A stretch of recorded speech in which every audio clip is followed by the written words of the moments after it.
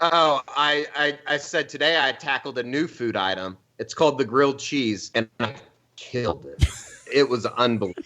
I mean, Eddie, people have been making grilled cheese. Like I grew Grilled up. I grew up with two parents that both worked, and I was making grilled cheese at like 10. Yeah, same. I will have a grilled cheese cook-off, Carrie, any day of the week. It's really easy, Eddie. It's butter, bread, and cheese. You say that, and then maybe things go haywire. Maybe you didn't put enough. Look, you and I have spent a lot of time on the road over the years. You do not have some delicate palate, pal. Okay.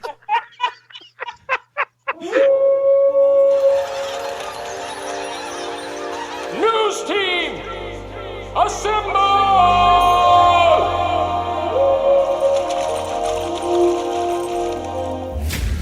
It's back and bigger than ever. It's the Unofficial 40 from Soonerscoop.com.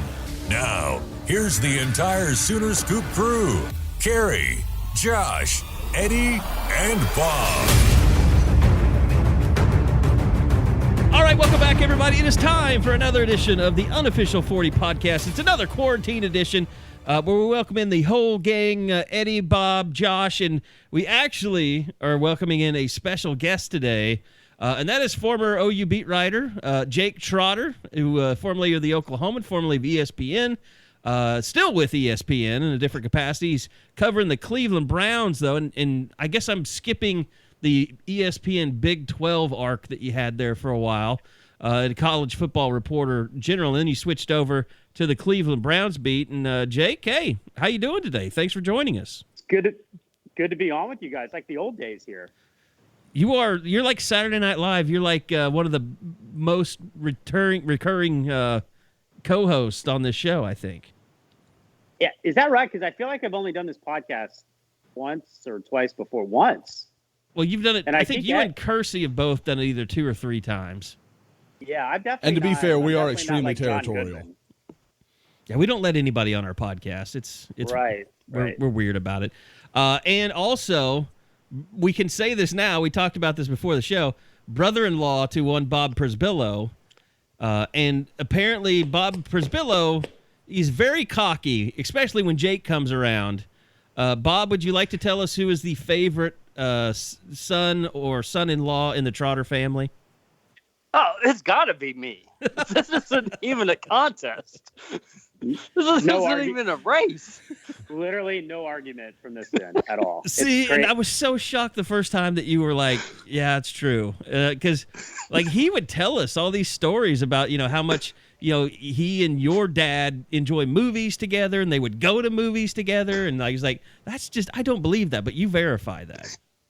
So like between me and my 3 siblings were all married.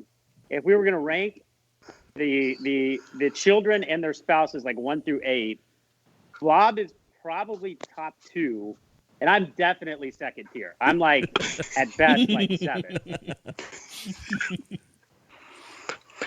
And right, this is true. This is true. It is true. And now that he has planted his seed in your sister and they produced a child. Oh, God. Wow. That was horrific. He probably shoots up the chart even further, right? I don't know if Bob has said this before, but I actually was the one who introduced him to my sister. Oh, yeah. And which I never get credit for in my own family, but that did actually happen.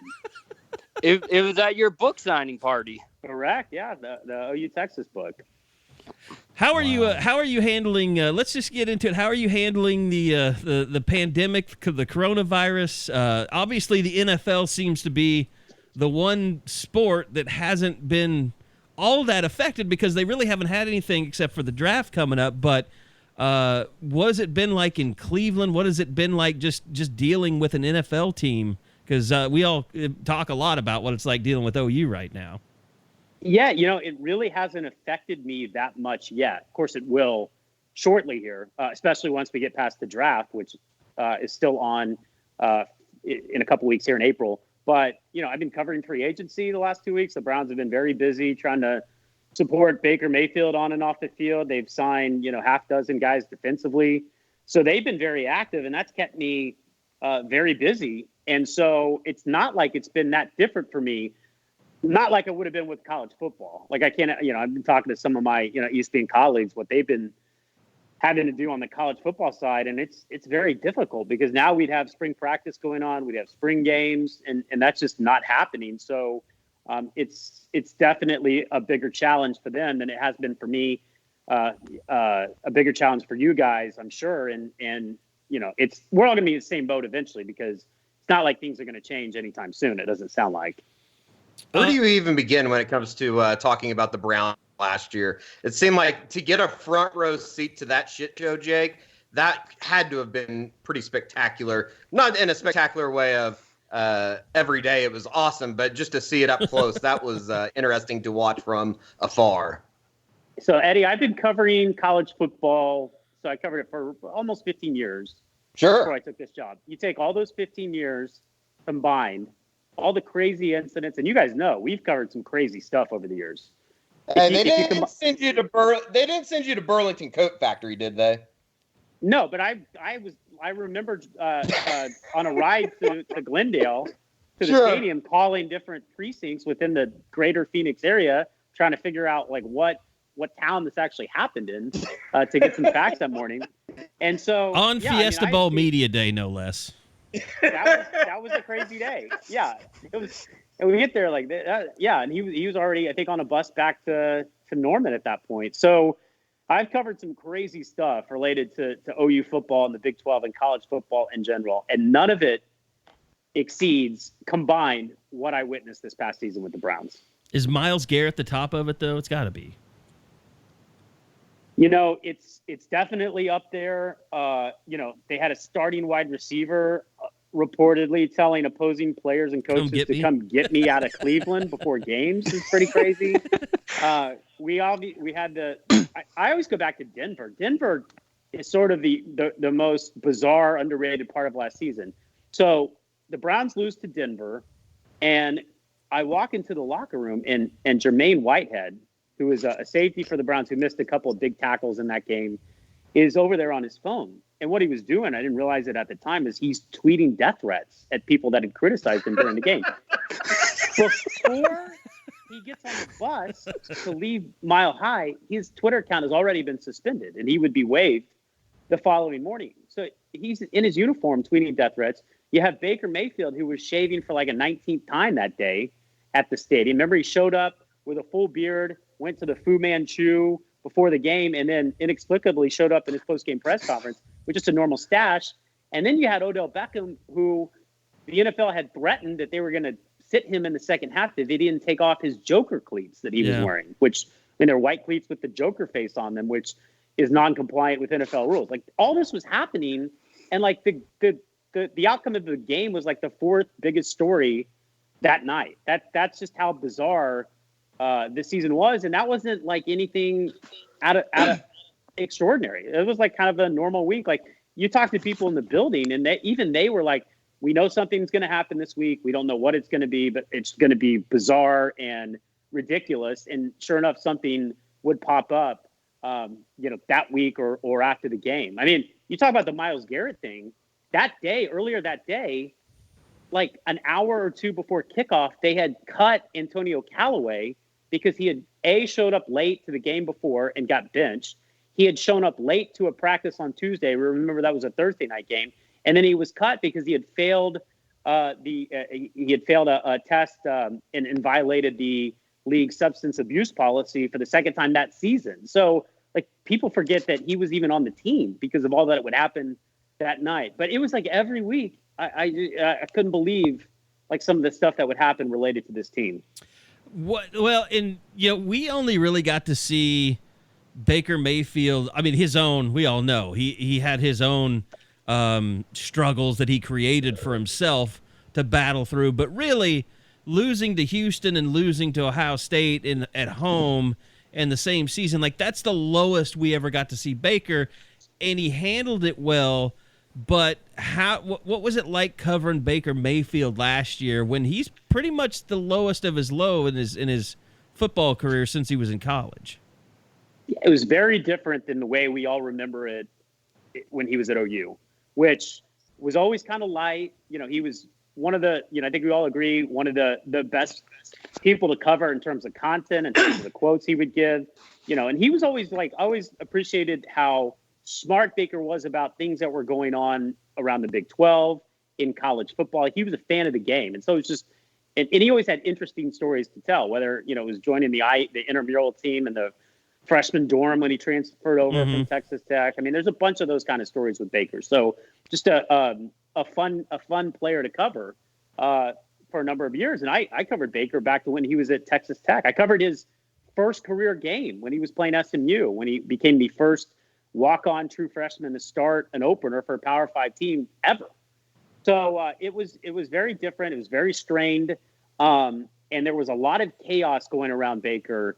And so, people ask me all the time, like, how much fault do you put on Baker for the way he played last year? And certainly he deserves a lot of the blame. I mean, his accuracy completely fell apart. His decision-making fell apart. His footwork fell apart. He was just discombobulated throughout the entire season. But, I mean, just look what happened to the guy who was protecting him from the blind side last year. Greg Robinson, their starting left tackle. Like, he was arrested in El Paso, I think it was a month ago, but it feels like 9 years ago, the way that the world has evolved recently.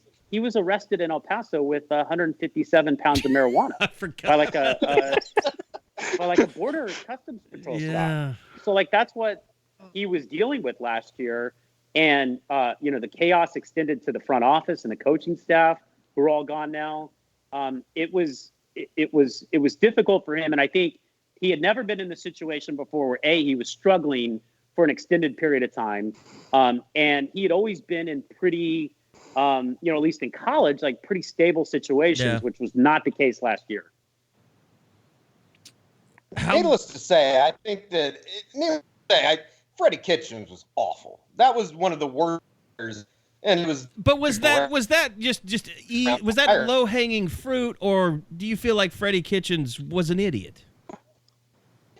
Well, I mean, I'm not going to call Freddie an idiot. What I will say is that they never found an identity offensively, and at the end of the day, that falls on Freddie. And having covered them last year, it's hard to figure out why they were so successful the second half of Baker's rookie season, where Freddie takes over as play caller, and they were awesome offensively.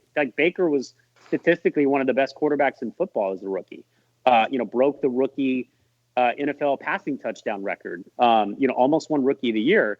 And then the following year, where it was just a total mess, it was hard to fathom why they'd been successful. I mean, I think one element, one big part of it was that Freddie had never been a play caller before. He had never been a head coach before. And the Browns tasked him with doing both for the first time, which was very difficult. They had this weird setup where they had Todd Monken, who we all remember, being a terrific offensive coordinator at Oklahoma State, who's now at Georgia. He was not the play caller, and he was sort of in charge of game planning, but so was Ryan Lindley, who was the quarterback's coach, who was tight with Baker, and Drew Stanton even, who was the backup quarterback, who was more of a coach than he was a player, which was strange. And so they just kind of this discombobulated setup to where they were not effective in game planning or play calling, in part because they had too many people involved in the process, and really nobody kind of knew play to play what they were going to do after they ran out of their script. So the Browns were actually a pretty good offense last year on opening drives. They were one of the 5 best offenses in the NFL, and yet they were, I think, 22nd in efficiency in the NFL offensively, which shows how bad they were the rest of games, because they didn't have a script they were working off of, and it would just seem like they were just throwing darts hoping something would work, and oftentimes it didn't.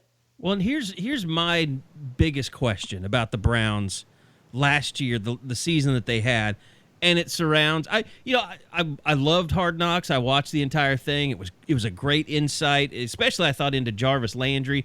And to me, Jarvis Landry seems like a guy that cares, that wants to be good, that wants to be a good teammate. And I'm just curious, with Odell Beckham, could he be doing more on the practice field, everything outside of game days? Is there something he could be doing more to be a better receiver for Baker Mayfield, or is it some on Baker that he hasn't done enough, on the practice field with Odell Beckham on the side, those kinds of things? Yeah, well, you're right about Landry. He is one of the few leaders they had in the locker room last year, along with Baker and a couple other guys. But they had a massive leadership deficiency in that locker room. Like, it was almost rudderless at times, and that's the reason why you had all these bizarre incidents happening, because there was nobody to say, like, knock it off. This is ridiculous. We have a chance to make the playoff. Like, what are we doing? There weren't enough of those guys in the locker room, particularly on the defensive side. And with Odell and Baker, I mean, here's the deal with Odell. They make the trade in March. Odell skips all the OTAs. He practiced 1 day of minicamp. He practiced 1 week of training camp, and then he got hurt. And then through the season, he was basically like practicing on Fridays only. So they never had the chance to develop any kind of rapport together. And, Baker, you guys know this. Baker has this reputation as being this, like, this gunslinger, outside the pocket, taking chances. But in reality, Baker is a very precision-oriented player, especially under Lincoln Riley.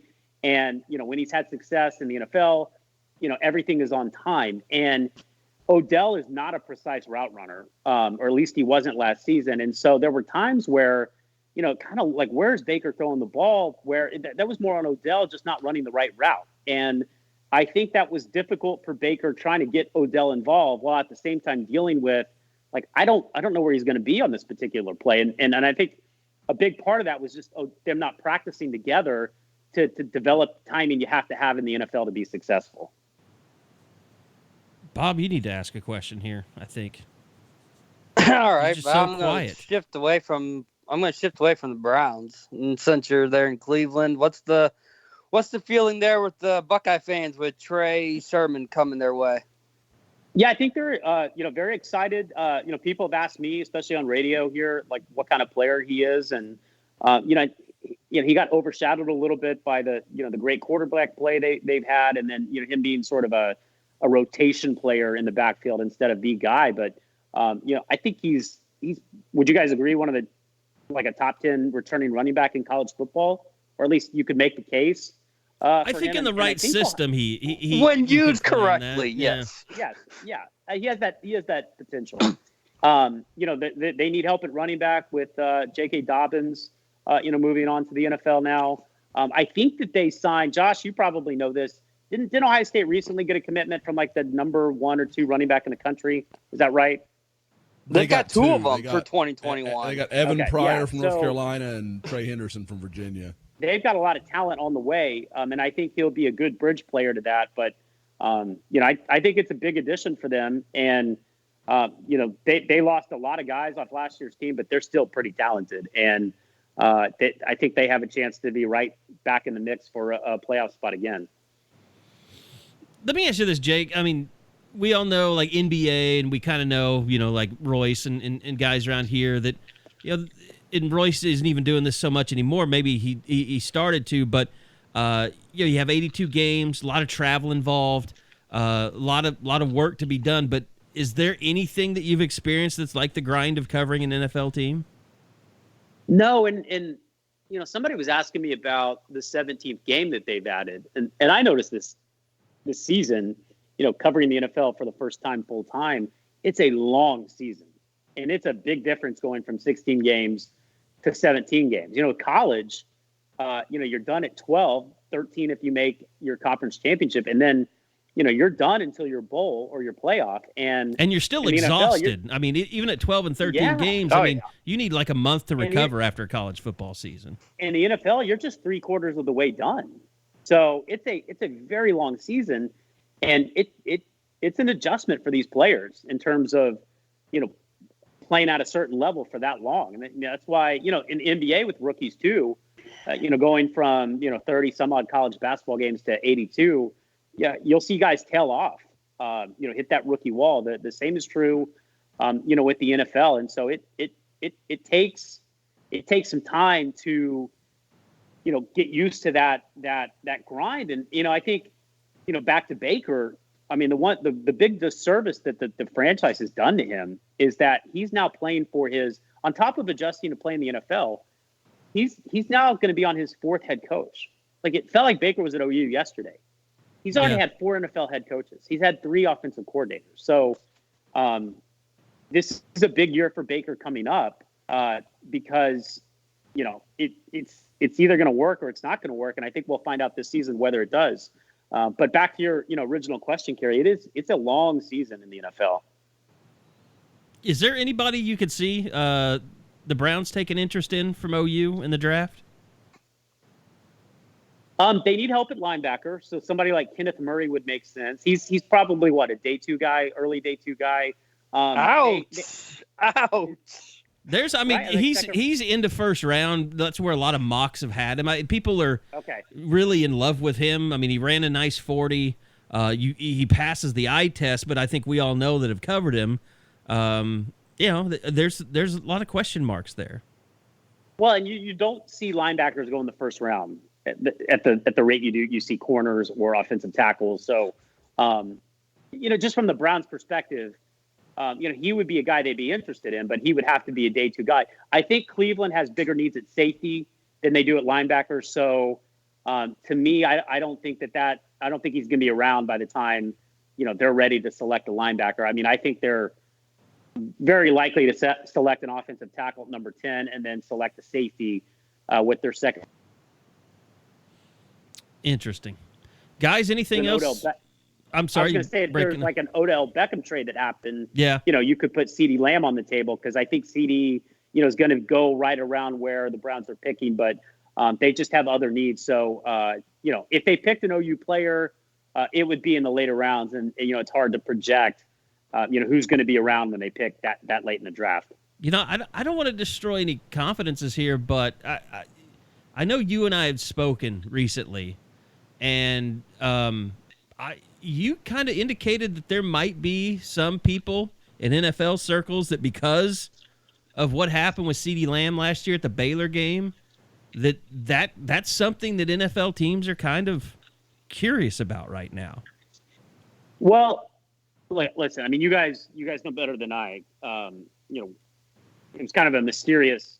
Oh, it is. Situation in the sense that, I remember watching ESPN College Game Day that morning, and CeeDee Lamb was one of the big feature pieces, and then all of a sudden he wasn't playing. But I actually heard at the combine that CeeDee was outstanding in the meetings and the board work he had with different teams, and we saw what he did, with the 40 and his workouts. I think CeeDee, he's going to be a top 12, 13 pick at least. I think he could even be a top 10 player, depending on what somebody like Arizona, wants to do. Yeah. He's going to be one of the top 2 receivers on the board to go off the board along with Jerry Jeudy. I think that's pretty clear in what, should be a really strong receiver draft. So I think teams are going to do their due diligence as much as they can, especially now that they can't bring these guys in. And if you're looking at CeeDee, what might be out there that, could be a potential red flag. That's one of the very few things that would come up. But I don't think it's going to affect his draft stock. You don't think there's any danger of the draft getting postponed or anything? They'll just scale it back and just pick them over phone if they have to from wherever they are? Yeah, it's going to be a digital event. You're going to have everybody's going to be, at home. These teams are going to be allowed to be at their facilities, which, by the way, are closed across the league right now. I think you can have up to 10 people, but you got to practice social distancing. So it's going to be very limited, the number of people that are going to be allowed to be in the draft room, far less than what we usually see. And then there's not going to be the pomp and circumstance that was going to happen in Vegas that they had scheduled. And by the way, the next draft is going to be in Cleveland. So it'll be interesting. This is a long way out, but it'll be interesting to see, if society changes off of all this, how that might affect the draft in Cleveland. But the draft is going to happen, and we better enjoy it because we don't know when we're going to get, a sporting event again. It might be a while. So the NFL draft is the one thing that we can count on. Beyond that, it's totally up in the air, I think, at this point. What's funny is, in a strange way for the viewer at home, I don't think they'll be able to even tell, outside of, I guess, the return shots from commercials. I don't think people will even be able to tell that there's nobody at the like. I think the biggest losers in the world are the people that go stand in the stands at the NFL draft, anyways. So let's just get this thing over with. I think there were 600,000 people in Nashville. It was crazy. I will say that looked pretty badass. I will say that did look badass. That looked fun. Nashville, that was a different setup, though. Which is the opposite of what you need to be doing right now with the the shelter at home orders that are in place. Nashville could never happen right now. Like that was just people crammed into a sardine can. It was crazy. So I think for us, I think for the average sports fan, I think that the draft, I think people are going to be paying attention to the draft because it's not going to be competing against literally anything else. We're not going to have NBA playoffs. We're not going to have anything else going on. So I think people are going to enjoy the draft. Yeah, we need because it's the only thing we have right now. It'll be a nice escape. There's no doubt about that. Are you just waiting like every day for some, Goodell bomb to drop where someone admits like, well, we may not be able to start the season? Yeah, I think that's going to be a summer topic. But I'm not waiting for. I'm just, people ask me like, are we gonna have a season? We saw what Kirk Herbstreit said about college football. Like nobody knows. Like, imagine how different things have gotten since that Rudy Gobert Thunder. You were talking about Royce earlier. That was only a couple. Like, what was that? Like 3 weeks ago? I think 21, 22, 23 days ago now. Yeah. So, just think how dramatically different things have gotten since that point. It's difficult to project what the world might look like a week from now, much less 4 months from now. So, who knows at this point? Damn lying Chinese are screwing everything up right now. Well, that's why they call it the Chinese virus. I don't mind him calling it that now. Jake, I just love dropping conflicting opinions on politics every time I open my mouth to just confuse everyone. One day I'd like to pretend like I love, I'm a MAGA guy. Another day I like to pretend like I miss Obama. It's just confusing to people. You're not going to see me tweet or Bowman's probably seen me do it privately, but you'll never see me pontificate on politics publicly. We have nothing else to do, though. When Trump brings up the My Pillow guy and you realize that he's a recovering crack addict, you have to comment on that. It's too good. Like, there's nothing else going on.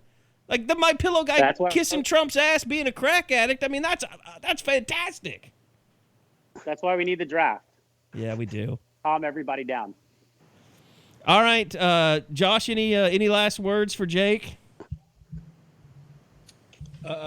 Jake, he's been playing with the kids or something while this is going on. Josh, the biggest snowstorm. I've lived in Cleveland for a year, and to this day, Josh and I shared an experience in the biggest snowstorm that I've ever been in. What was that, like 2000? What was that, 2000 and 7, 9? Yeah, it was something like that. It was around the holidays. Yep, that was me. And you're, it came off really selfless as I was trying to help people get to work. So I, used my 4x4 and didn't even have a monstrosity of a truck like Kerry likes to talk about now.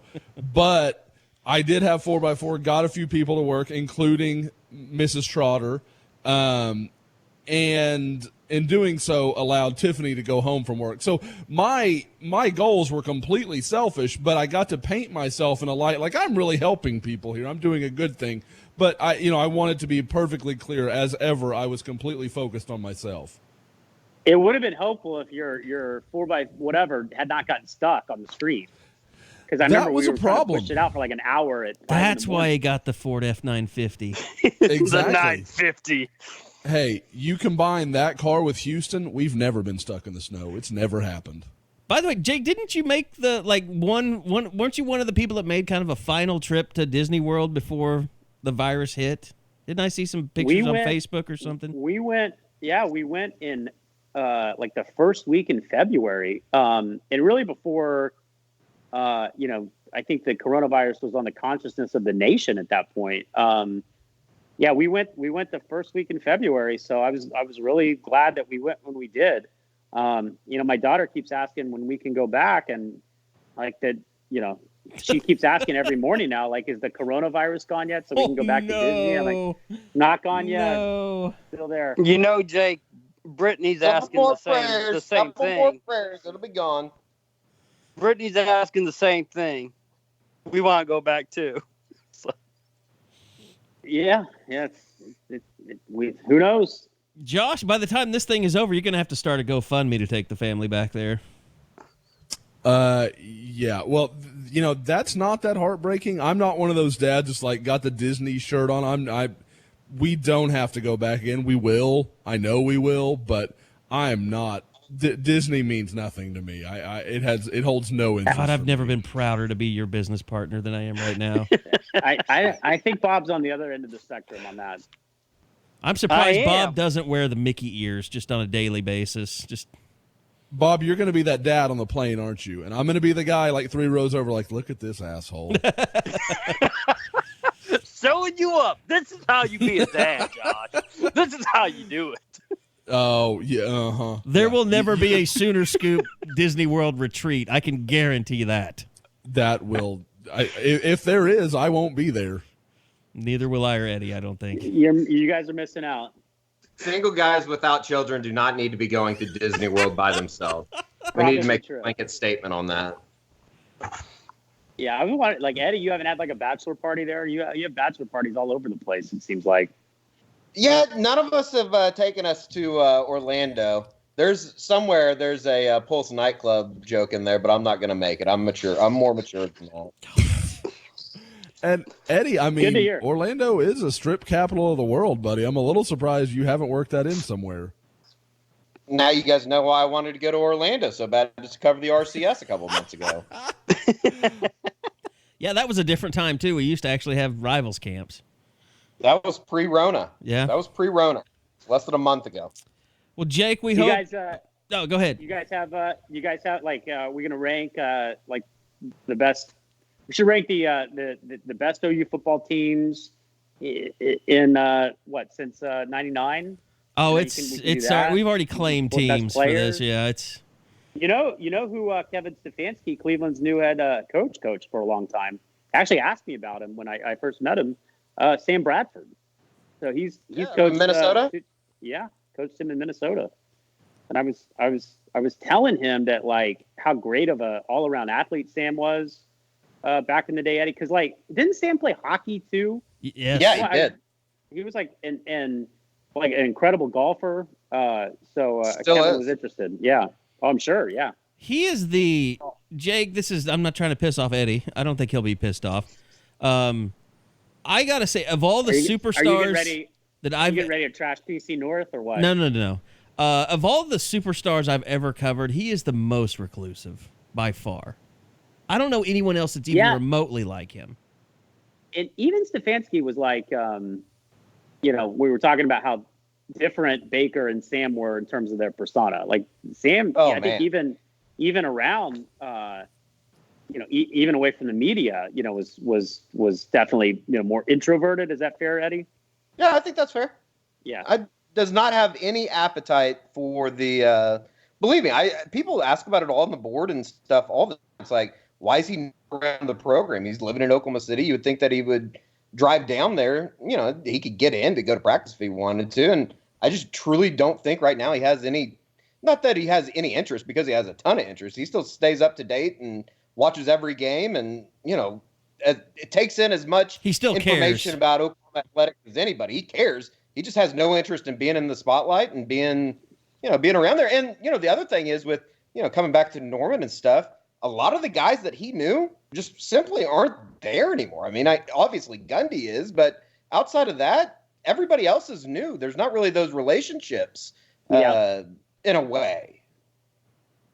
And the difference between Sam Bradford and Baker Mayfield is it's a healthy comparison between the sex life that DeMarco Murray had and I had while in Norman. Vastly different.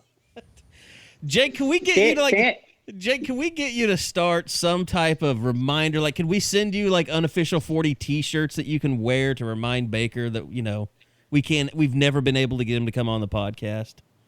Even though I think Eddie has literally tagged him in at least 20 tweets over the years. Yep. I don't know if there's ever been an official invite though. I think we're gonna cut ourselves some slack here. There's never been an official capacity invite. There is one Cleveland Brown player who's a big fan of Eddie's. That's a former Sooner. It's not Baker though. It's Austin Seibert. Seibert. We have a. I finally say his name because you said his name right. Yeah. So yeah, he had a hell of a year. To just kind of put a bow on this thing with you, Jake. As far as I kind of like what the Rams did during the offseason. Like I liked the signings that they made. I like the hires that they made. Browns. Or Browns, excuse me. Yeah. Listen, they have a plan. They're on the same page, and I think that's a good start for this new regime and for Baker because he needs to be supported better than he has been in the NFL. Real quick, one more question on that, and it just kind of popped in my brain. How important is it for Baker to start off the season well now with the Case Keenum signing out there? They did not bring Case Keenum in to supplant Baker, and sure. if we get to week 9 and Case Keenum is the starting quarterback, the Browns are in bad shape. It basically means because I think Case is an underrated player, and I think they could win games with Case. But if you don't have a franchise quarterback in the NFL, like if you don't have that guy, and the Browns haven't had that guy, Bernie Kosar, basically, you're just. There's some exceptions, but you're probably not going anywhere, and that means they're on their way back to square one. So every move they made was not about like a contingency plan. It was about like how can we help Baker? And they brought Case in. Listen, he's a guy that can win a game in a pinch if Baker gets hurt. But bringing Case in was about giving Baker a guy that can help him in the quarterback room, and that's why they brought in Case and not other backup quarterbacks that they potentially could have signed that, maybe would have had a different approach to the situation. This is about, Baker Mayfield. And I think that that's a good sign about where the Browns could go off a really disappointing, year 2 for Baker. All right. Well, we'll get to work on our unofficial 40 hat gear and shirts and stuff so we can have you taunt Baker for us. Give me some swag that Eddie always wears. We'll do it. I haven't gotten any of that. I haven't even gotten any of that stuff in a while. We need to make some. We always talk about it, but we will make some Sooner Scoop swag and send it out. And it'd be good for everybody because I'm sure that there's a lot of people really wanting to spend money on merch these days. Well, all those dead, unreported Chinese people are not making it right now, so it's going to take us a while. That's true. Okay, Jake. Hey, appreciate it, man. Thanks for reoccurring once again. We always enjoy having you. Good to talk to you guys. Hope you guys are well, and we'll talk soon. Yeah, hope you and the family stay safe and quarantine and social distance and all that. Good luck with all that crap. Thanks, guys.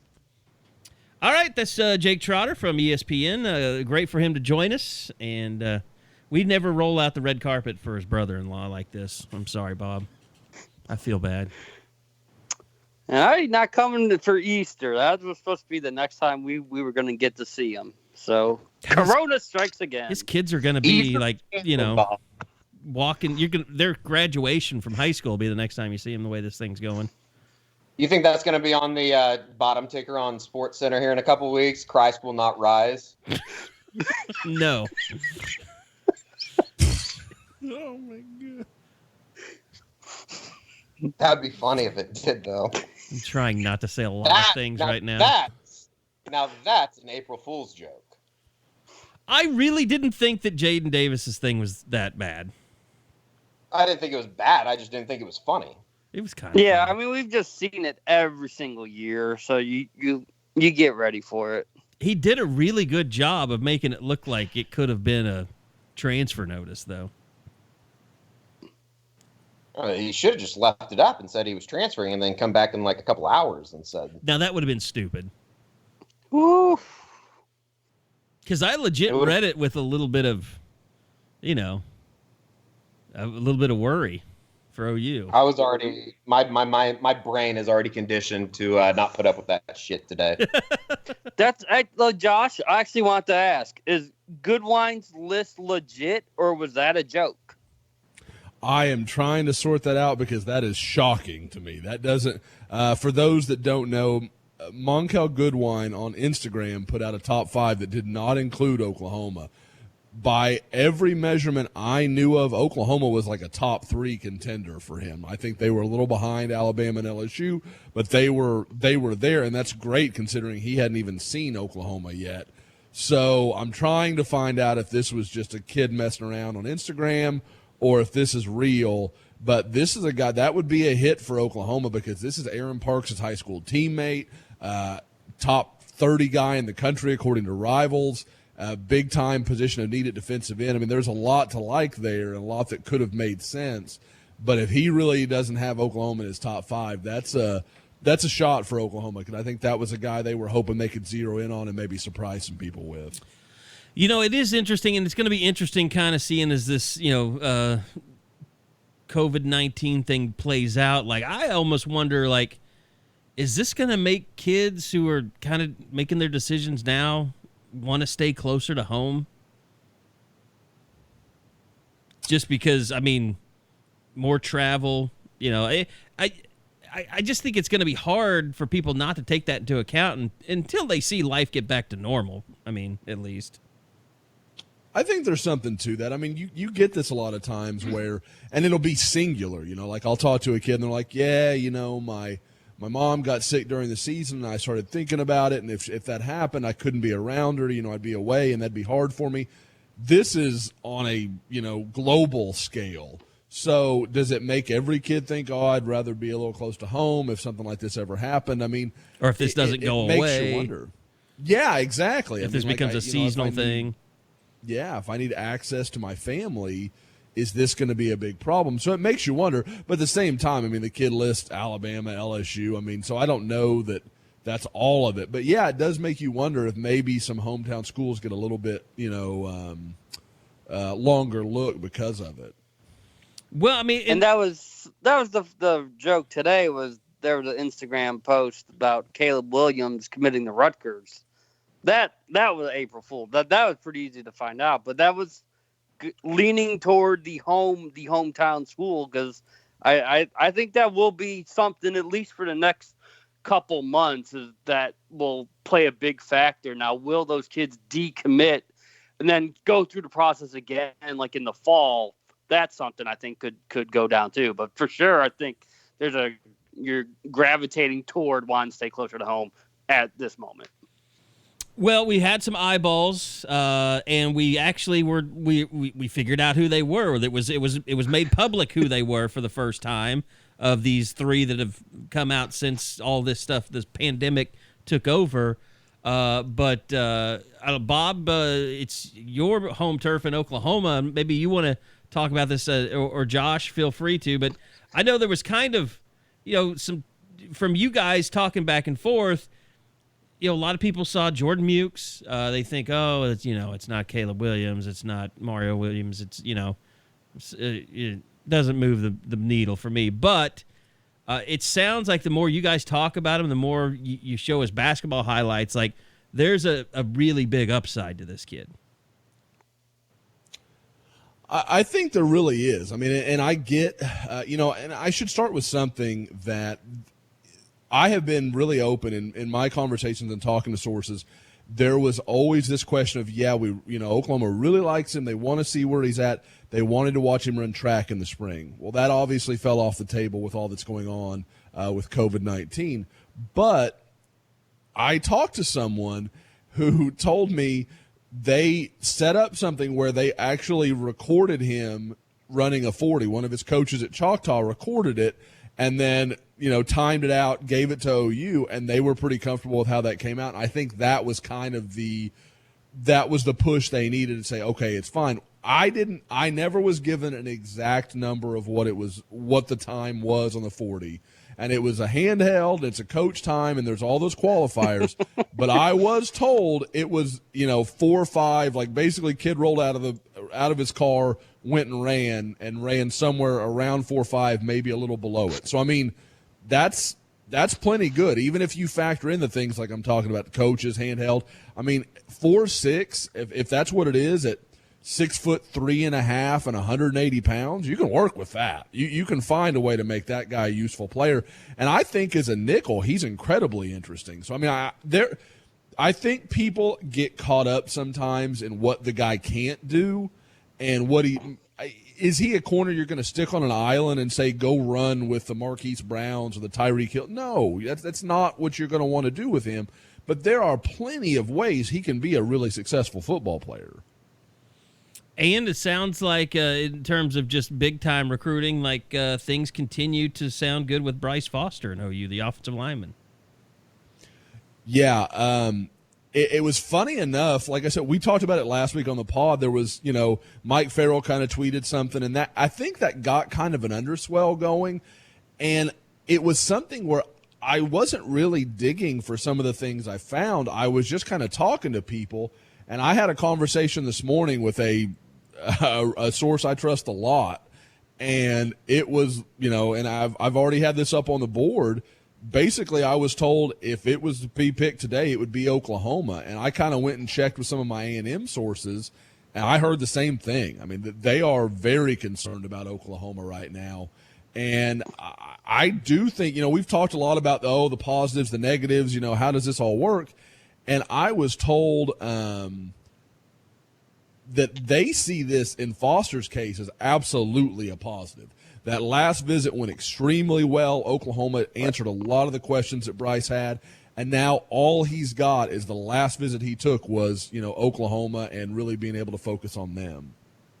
Josh, has Bryce been someone who's been enamored by just the most recent moment, but that most recent visit? Is that something that's always sort of been a factor for him, or is this something that OU could overcome, that when he goes back to College Station, like in August, September, whatever have you, the OU visits, the OU connections are still going to mean something?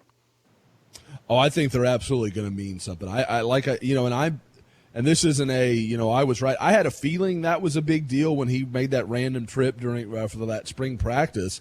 And it just sounds like that was kind of the moment that, okay, maybe things are starting to shift here. And he doesn't take that trip if he's not serious about Oklahoma. And I think, like I said, he kind of went there because he really did want to see it again. And then Oklahoma answered a lot of questions about the track situation, how they were going to play that, how they would make that work with their schedule. They kind of laid it all out for him, and I think that was very big. And I just think there is also something to be said. I have heard some people, and not really to do with Bryce Foster. I don't want to make this Bryce Foster doesn't like this guy.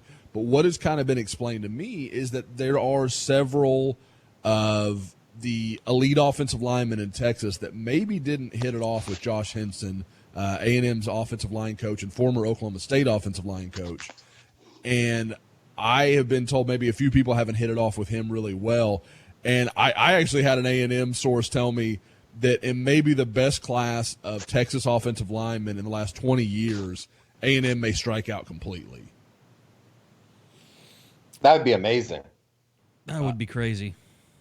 Yeah, I mean, because and if you think about it, a guy, I think we all know Bryce Foster is a guy I've got a big crush on. But a guy that I've talked a lot about as being really underappreciated is Reuben Fatheree.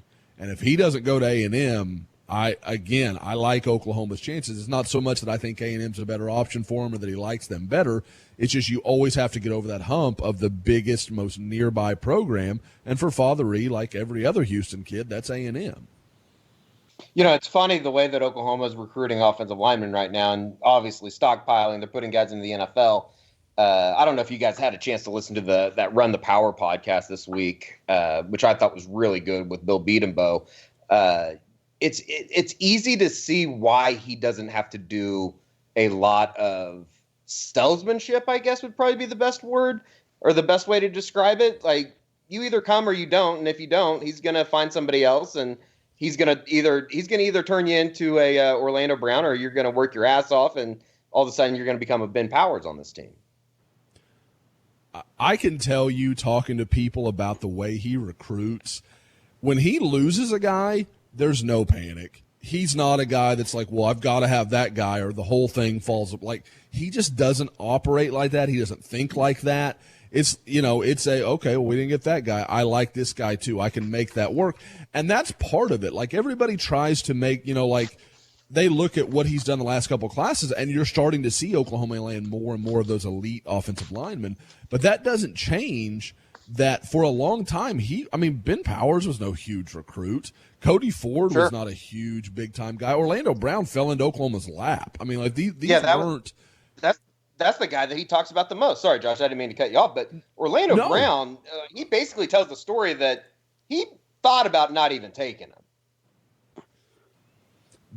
That was what it was explained to me as. I mean, Oklahoma, he was committed to Tennessee for a long time, and I think, basically, and Eddie, I mean, you might be able to say it better than me, but my understanding is a couple of nights before signing day, OU was still mulling over, like, he had kind of said, okay, I want to flip, I want to come to Oklahoma, and then Oklahoma had to kind of sit there and say, do we want him? So they had to go through that whole conversation, and obviously it worked out really well for everybody. I wanted to talk a little bit about, Bob Bowlesby and Lincoln Riley having a teleconference yesterday, but just outside of that, recruiting wise, is there really anything that we need to throw out there on the pod this week that just really stands out to you?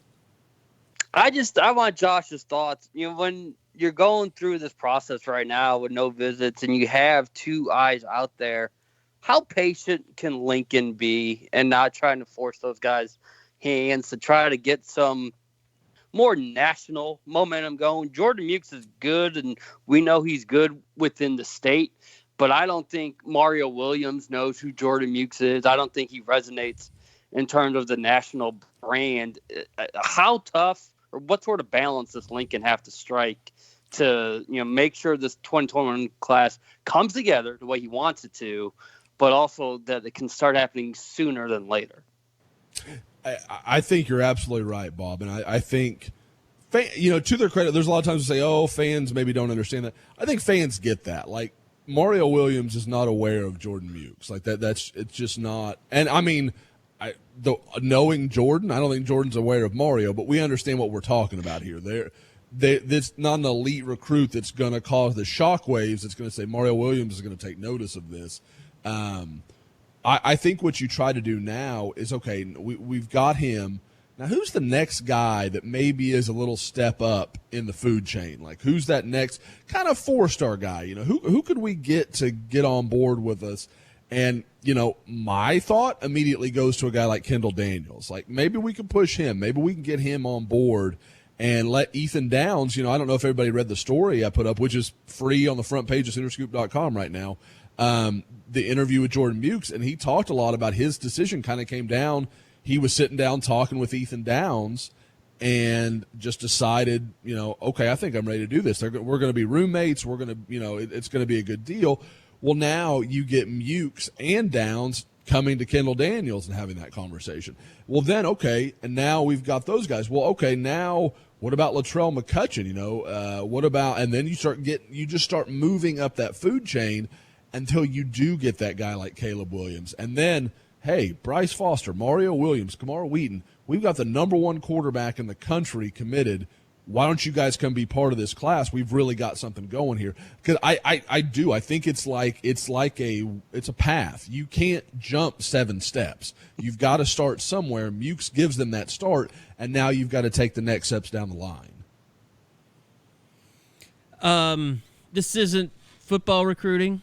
I don't know if you guys had seen this yet or any part of it, but I did watch this HBO documentary on the basketball scandal, the Christian Dawkins deal.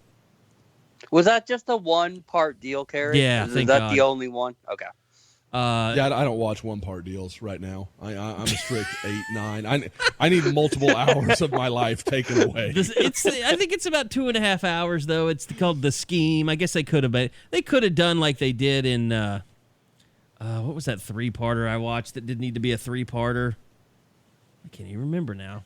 But it was the dumbest setup. Like, it just makes the FBI look terrible. Like, they basically used a wannabe street agent and bankrolled him to see how far he could get in setting up coaches. And he would have gotten anywhere if they hadn't been giving him the money the entire time. Oh. So they were his financiers. The FBI was. It was a couple of fake people. They said that they posed as like a nightclub owner from Miami. And there were some other real people involved. There was a banker. But what they did is they asked this Christian Dawkins to approach coaches instead of players to see if they could get them on their payroll.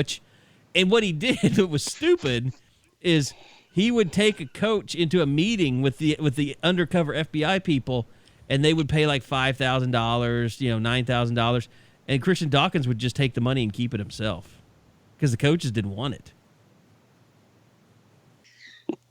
So, I mean, he spent a year in prison over this. It's just... Am I missing how this isn't entrapment? Yeah, it feels like... absolutely felt like entrapment the entire time. And the only thing, like, you watch the entire thing for 2 hours, only to hear that Christian Dawkins actually had phone calls with Sean Miller and what's the LSU's coach, Will Wade? Wade. They were actually on phone calls with Christian Dawkins discussing paying players. And that's the only thing that was the only smoking gun out of the whole documentary. I mean, that seems like a pretty big smoking gun, though. But, yeah, I'm saying, but that's 2 coaches. Like, there was he never, and that was everything that he had. Like, that was it. Like, there was nothing with Pitino. Like, they were trying to get Pitino to pay, admit that he was paying when they'd just been hit with the horror scandal. Like, which was ridiculous. So, I mean, he never really got anywhere. He was a street agent who had a bunch of players and, was paying them. And the shoe companies never even really come into focus. And like, they weren't going after the shoe companies at all.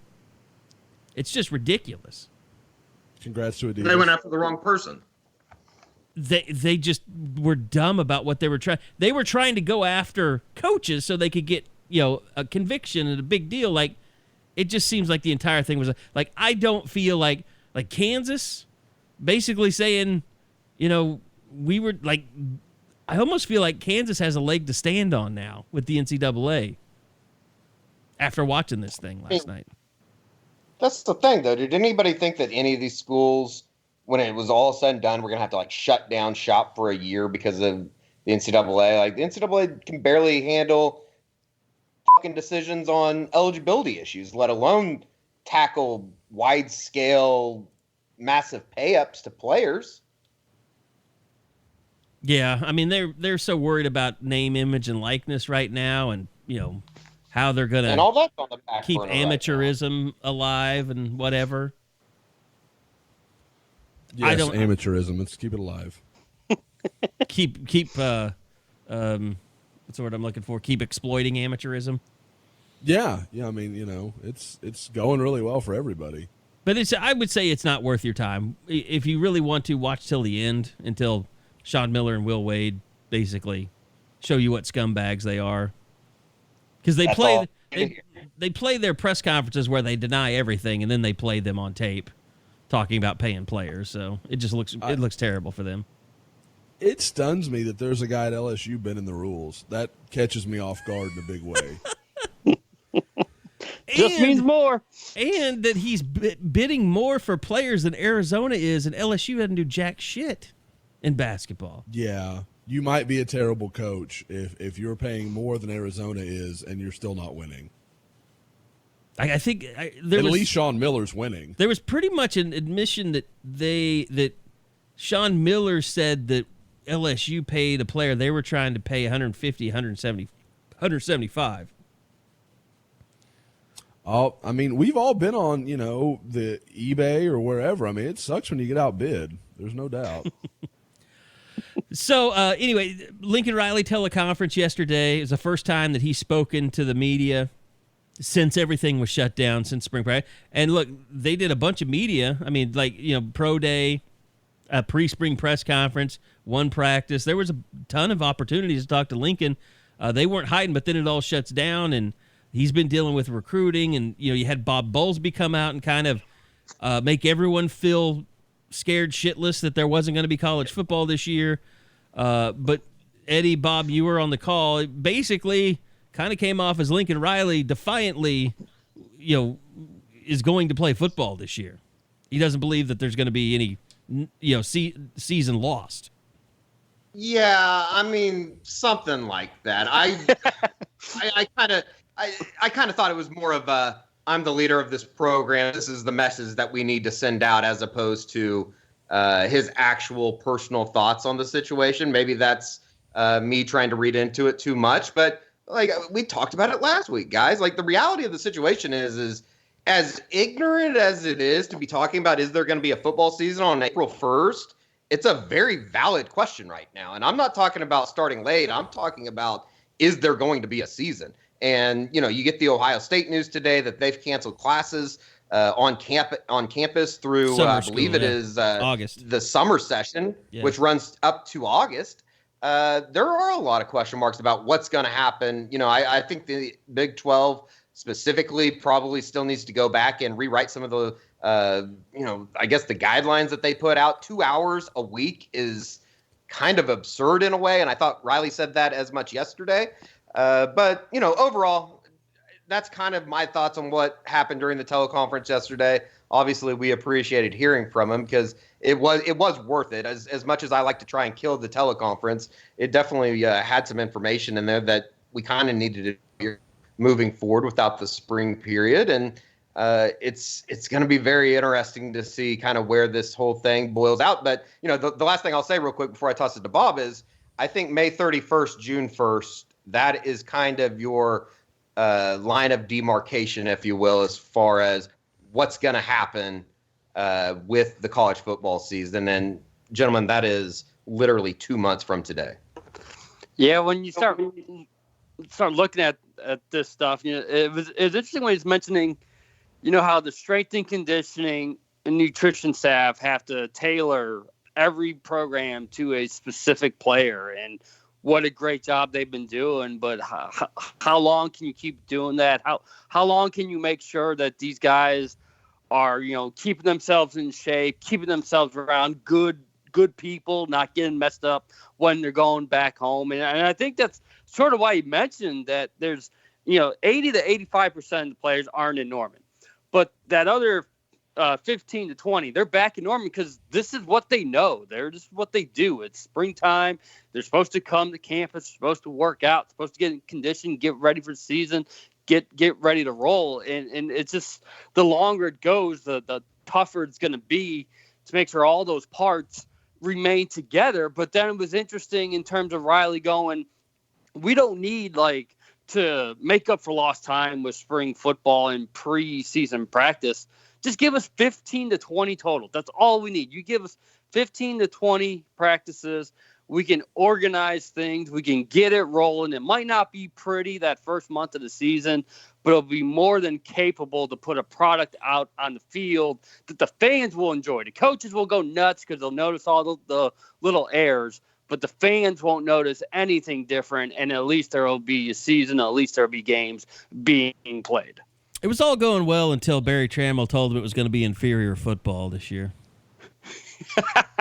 Well, luckily, that was the last question. It was the question after the as far as I'm concerned, the teleconference was already over.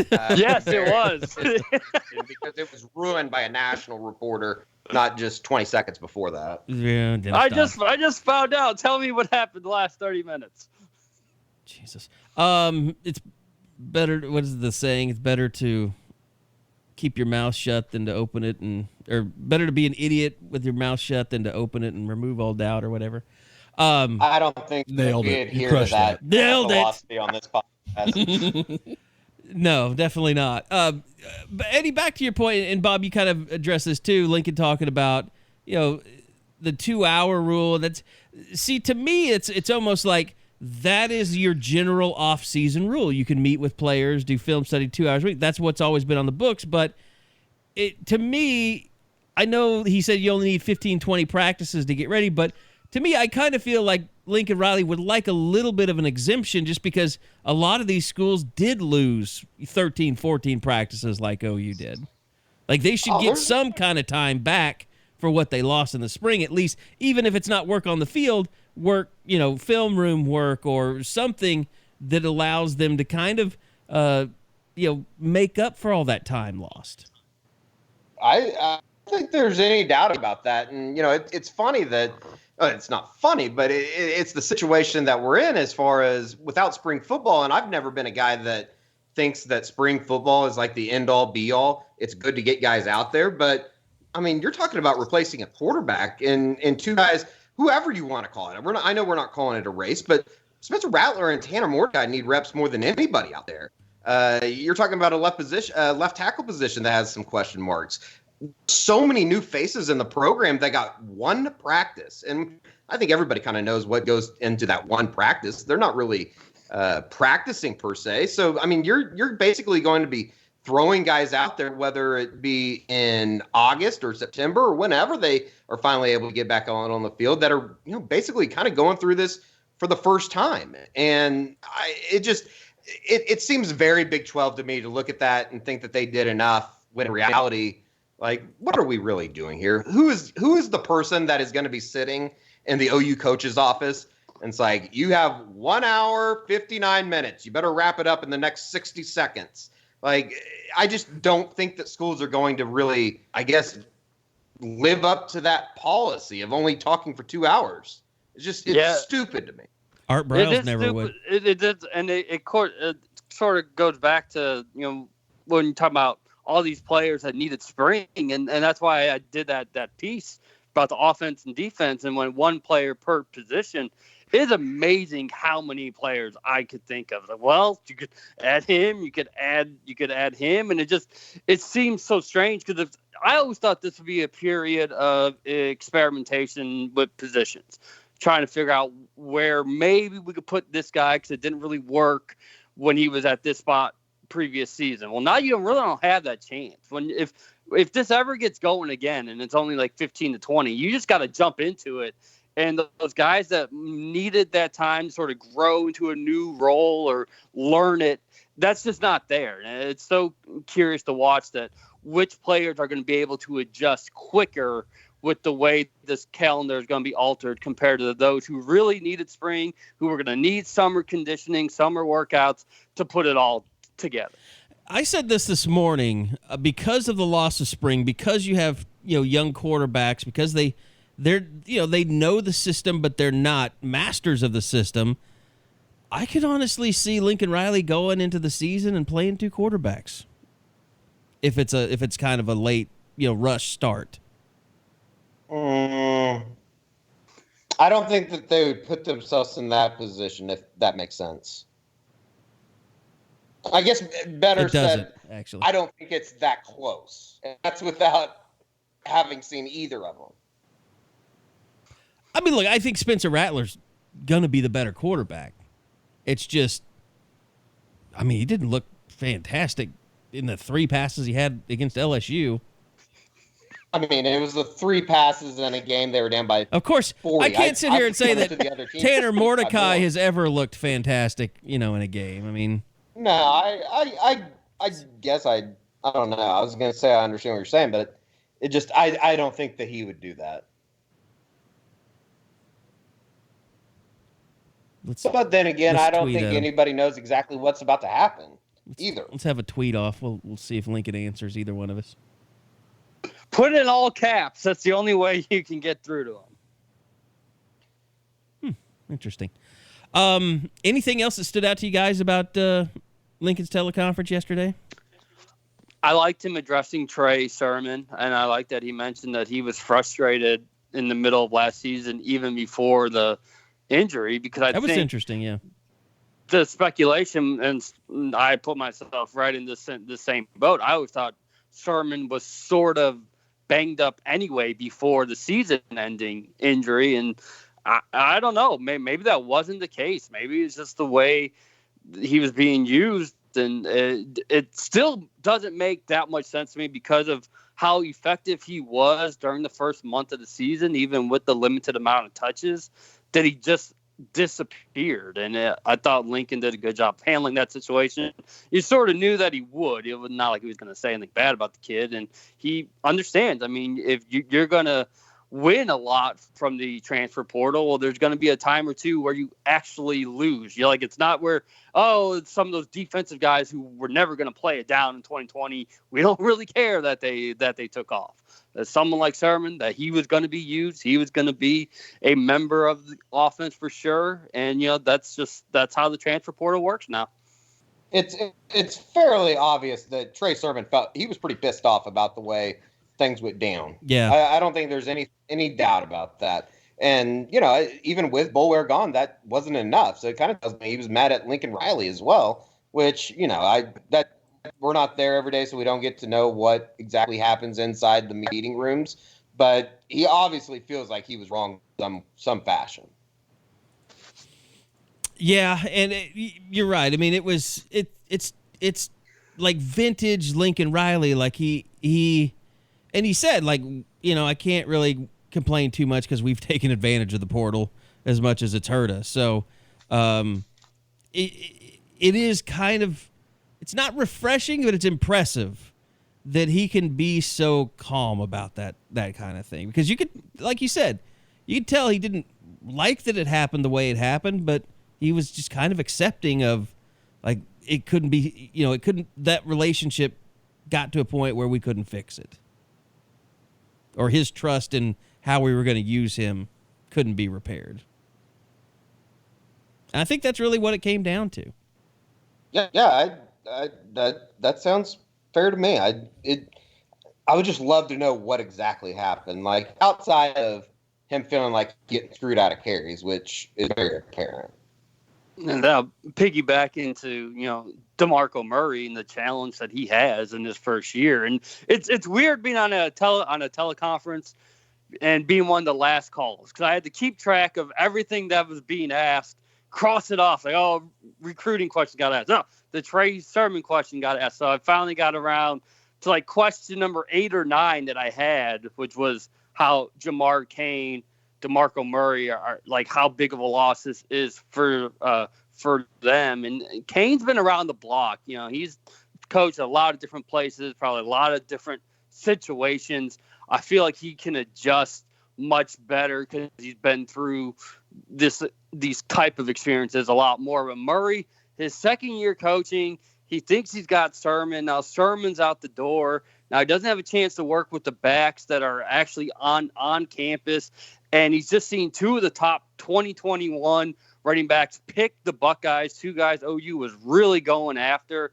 I mean, I'm not going to say his head is spinning, but he has got to make sure he gets it under control and that there's production with those guys on campus and starts really knocking it out of the park for 2021. There's still a lot of great backs out there, and there's some that you might even think were bigger priorities than Henderson in the first place. But this is, he's got to start really getting it rolling. And because this isn't, he's a OU legend and we're just welcoming him home and it's just great that he's part of the staff. He's got to put in the work, and I think he knows that. I think he's trying to do that. Now we just need to start seeing some the results of what he's been able to do. By the way, if anybody is really interested to know what life is like for us in quarantine, well, you can go to @Eddie_Ratto. My God, I don't know what you're doing. There's no volume. But what, he's playing basketball? Well, he's teaching people about hydrating, apparently. Did you make this with today? His, Master's Cup? I showed how to make a glass of water. I figured if Marky Martin can show people how to make a fucking Cobb salad, I can show people how to make some ice water. Who is doing Cobb salads? Got it. I didn't hear any of that. I'm sorry. Marky Martin, but she's not here anymore. She left Channel 5 a couple months ago, I think. It's an inside joke. Okay. Yep, those work great on podcasts.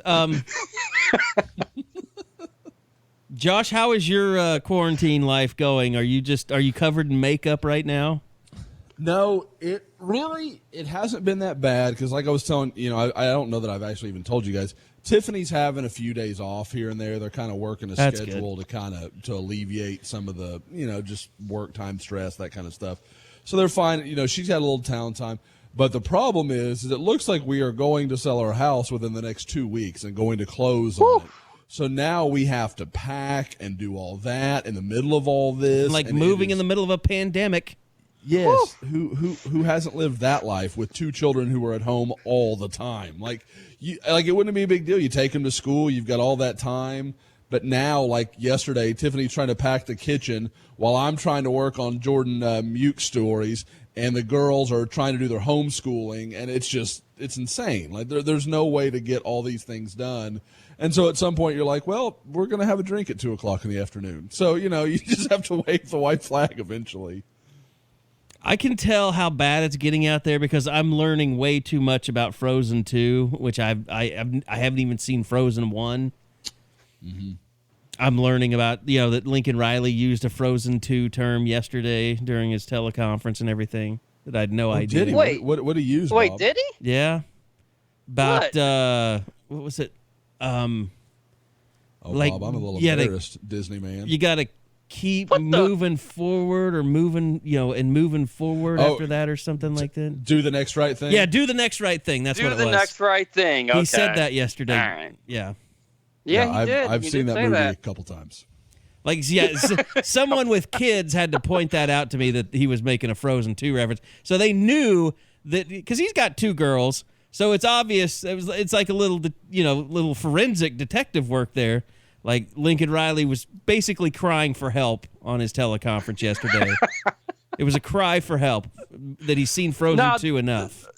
Did Carrie do his homework and watch Tiger King? No, I haven't yet. No. Same. I haven't finished mine either.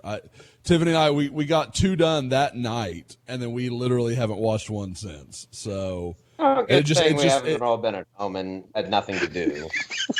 I just find that there's other things that interest me. I don't know what to tell you. It's not Tiger King. I haven't binge watched anything. I haven't had Netflix on at all. Well, that's just wrong. That's a waste of time. I don't even know what you're doing then. Do you not understand that YouTube is awesome? They have all kinds of shit on there. YouTube is my instruction. Civilized country. I don't watch YouTube. No, you just YouTube shoot. is my how-to. You just shoot yourself shooting baskets. Sometimes I don't. Yeah. Why is the ball as big as it is? Threw it down. Why is the ball that big? Like, didn't the net come with a regulation size ball? Why are you using that ball? It came with. I'm wondering the same. I think it has to. The net just has to be worked in a little bit. The ball's the one that came with the goal. That's so I don't know. It is kind of weird though. I can't believe it's still Nerf standing. ball. Those things never lasted more than a day or two. Your hair's not completely out of control. I'm kind of proud at that. I can see the mullet coming in, though. Mullet. Yeah. And so, Pearl update from you. Are you guys? Of all the people that are just sitting around binging stuff, I feel like Bob and Brittany are the champions of this. Am I wrong? A little bit. I started Ozark the other day. That first episode was so intense. So I'm fired up. You're to talking watch about those season 3 3? seasons. Or are you just starting on the very beginning? Total. Okay. So now I was like, ooh, I want to do that. I got 3 seasons to watch. All right, cool. So that's probably what I'll be doing during this next week. But no, we're just, Pearl can sit up now and she's laughing and she called me Bob. I swear she called me Bob last Thursday. It shocked the hell out of us. Like, what? Bob? I was like, no, that's not my name. That's no. So, but it's been a lot of fun because there's so many times you're on the road and you're at events, you feel like you miss those little moments. I'm not missing any of those moments You're right now. getting everything. Do you guys? How do worse. people videotape their kids anymore? Is it just all on iPhones, or do you actually have a camera that you use? Both. I think when there's little moments, it's just iPhone. But when it's something that like, oh, she did this, let's have her do it again, and let's get it on the real camera. That's reasonable. That we do that a little, but I mean, you know, like I don't even mind. Like, are you at least using the company camera because you have a nice camera from the company? Yes. Okay. Good. Yes, I am. Okay. Good. Man, I'll tell you, it amazes me. Like, we'll go somewhere. Like when we went to Jackson Hole last year. I told Tiffany, I was like, you want me to bring the big camera? We'll, take some really nice shots, do some stuff. She's like, oh no, it's fine. And I'm like, we've got this unbelievable camera that literally no one else in Yellowstone is going to be able to match. And she's like, no, we're good. We'll just do them with our phones. I'm like, okay. I mean, I'm not going to fight you guys to carry another bag. I'm kind of proud of you. Yeah. I did tried to take it. Maternity photos with that camera, and when Pearl's 41 weeks, we're going to do the same exact thing. We're going to go back to all the places where we took the maternity photos and do photos with Brittany and Pearl. 41 weeks? Because she was a week late. Random times now? Because she was a week late, so she went 41 weeks instead of 40. Gotcha. Okay, that does make more sense. I was like, you just going to throw it out? I mean, like, we're going to go like 327 days, and we're going to take a special picture. It's going to be great. Why not? Now, like, Texas is shutting off itself from Louisiana. Last I heard, I don't know if a judge has overturned that yet. But have you guys had any, like, just COVIDiots around you while you've had to make runs here or there? Because I kind of got into a bad situation last night with an idiot at the grocery store. The things I've had are so like I say, as we go through the sale of this house, there were a few things we had to have done. So like tonight we're gonna have a plumber come over. Well, I think Tiffany's gonna bring home like a surgical mask from the hospital. We're gonna have the guy wear a mask in the house, like stuff like that. And I don't mean like before anybody panics, like we're not stealing N95s. Like we're just talking I'm gonna about investigate this masks. Per Donald Trump. Yes, have been making people do this for years. You have to put on a mask when you come in the house, especially if you're not American. Eddie, if Tiffany brought you into the house, she would wipe you down with Clorox. She just wouldn't trust you at all. My God, do you make like Linda getting one of those suits from E.T. when she does the house now? No, we're super not Jeremy. It has what? I said it has little holes for her tits, though. It's a sexy hazmat suit. They don't sell them everywhere. Sure. That's special. It comes out the back sexy door of the hospital. hazmat. I guarantee that's becoming a thing. Whatever the costume websites are, there's probably coronavirus sexy uniforms. For that. Yeah. Oh, for sure. God, I can't. It's a good thing we don't have an HR department.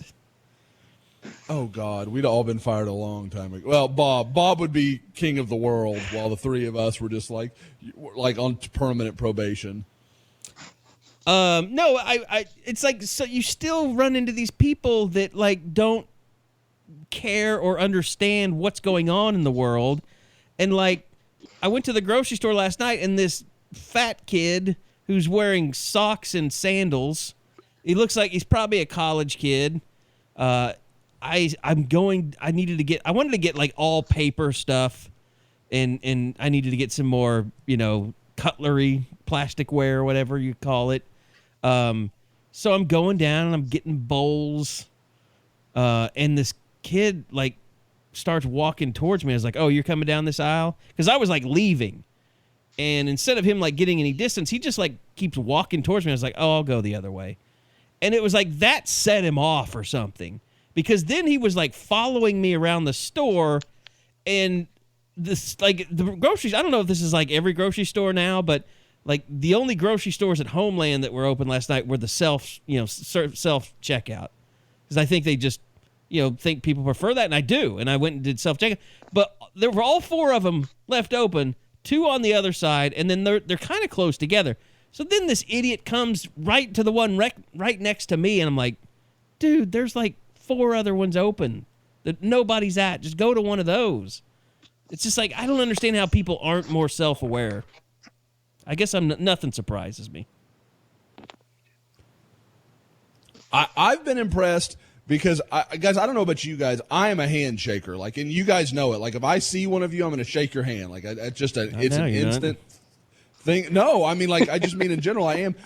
It has been, like, I can feel my right arm moving when I see, like I said, like, we had a guy come over to finalize an inspection yesterday, and, like, my instant reaction is to stick my hand out. Like, I can feel myself, like, holding it back. And I guess, it takes one to know one, because I'm looking at him. I'm like, he's thinking the same thing I am. Like, it's just weird for me not to shake someone's hand when I meet them. And that to me has been the biggest thing. But the distancing, I could live like that probably for a very long time. That's fine. I've got you got to stay over here. I'll stay here. We have our bubbles. I'm happy. But the no handshaking is a very complicated thing for me. Are you guys kind of going out like once a day or even that? I found ways to stay inside the entire day after I get back from the radio station. And that's at like 9 a.m. And for me to do that is, I think I told you guys last week, like I can't remember the last time that I've cooked and provided food and nourishment for myself this much. I feel really accomplished, to be honest. Eddie, I want you to know Tiffany listened to last week's pod, and Tiffany is an excellent cook, but she struggles with anything breakfast related, so she really related to you working out the egg. I've progressed. I've moved from making my own Egg McMuffin sandwiches. Today I tackled something. Yeah, you broke up on us before we could hear what that was. All right.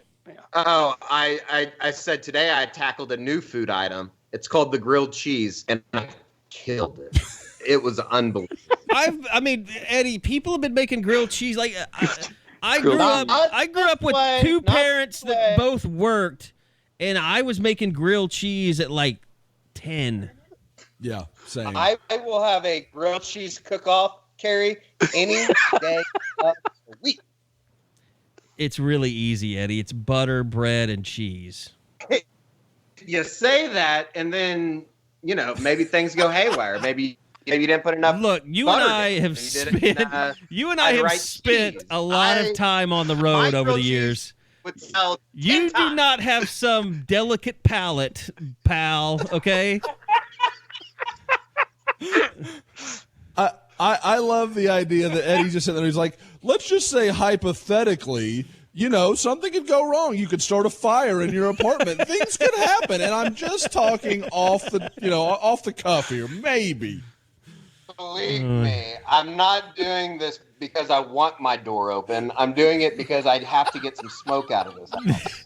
Next week, Eddie's big reveal is going to be, okay, I learned how to do this thing. It's called chicken salad sandwich. You take tuna of the sea, chicken of the sea, mayonnaise, and dill relish, and you put it in a bowl and you mix it up, and then you put it on a sandwich. It's fantastic. That's how you know. That's how you know I've been kidnapped. That's how you know Jeff Lowe has come and ditched my body somewhere else. If I'm eating tuna fish or mayonnaise or any of that other nasty shit. There's that delicate palate. Can't eat that. I might try and tackle like a roast or something. That sounds pretty good. Do you have a slow cooker? No, I think you would like that. My parents, I could no, you should go. Order on Amazon. Get you a crock pot. That is really like $60. Yeah, that is like you just throw shit in a bowl and let it go all day, and it's fantastic. Yep. Yeah, I think I'd need to do that. I actually might do that right after we get done here. It's like an easy purchase that needs to be made. It's not Eddie, like it's like, and you can cook enough like for like 4 meals. Like you wouldn't need to cook again for Right. half the week. I haven't been binge watching. I found ways to be entertained, and I gotta admit, Big Cat's horse racing is one of the most fantastic things of the pandemic. And also, I love his idea of just going to Amazon, typing something in to see if it exists, and then buying it, like head massager. He's got a head massager now. Like, why haven't I ever thought of doing something like that? Time I do that. No, you should get one. You should get one yourself. I don't want a head massager, but think of something else.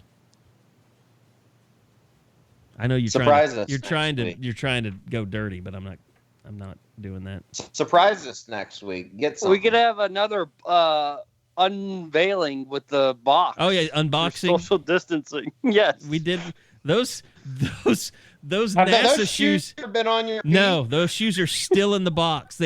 As soon as I had the unboxing, they stayed in there. Like I haven't even touched them since then. They're just in the closet. I looked on eBay though. The price is not exactly skyrocketed on those. There's no $300 a pair on eBay or anything. I thought it was funny that one of the things that the Big 12 put out in the guidelines or the outline that schools could do is be able to send kids athletic apparel. And I joke about that, but I bet that's a big deal to some of those kids. And especially like the freshmen that don't like have any shit that they want to wear around town, even though they're not supposed to be leaving town. Yeah, I mean that's why everybody was so upset about why Jalen Hurts wouldn't wear OU stuff. That's fun. Maybe that's what it was. Maybe they were just shadowing. They were going to have. God, whose dog is that? Seriously. I don't have yippy dogs. I don't. That would be mine. I don't know what they're barking at. Amazon. We got a Amazon package. Let that sucker Tell down. Brittany to reel that animal in. All right, well, I think that does it for this edition of the Quarantine Show, unless you guys had anything you want to throw out there real quick before we get out of here. No, I don't think so. I would put it out there that, it's kind of funny that how downtime all the sports is. There's been a lot of really interesting recruiting stuff from Bob and Josh on the site. I would go check that out, especially like today's notes and stuff like that. That's all I had, though. Yeah, and that's something I wanted to say something about too. We're going to continue to work hard, and recruiting is not done. I mean, there's still a lot of information coming out. We're getting teleconference stuff, from coaches, and they're trying to check in, and we're on top of everything still. I know it's not practice. I know it's not even what you're used to in the off season. There's no baseball, there's no softball. But people continue to stay with us at Sooner Scoop. We can't tell you how much we appreciate that. We don't know when this is going to be over, how long it's going to take. There are people out there that have lost their jobs, that are going to be really hurting financially. It could be us one of these days if they don't play a football season this year.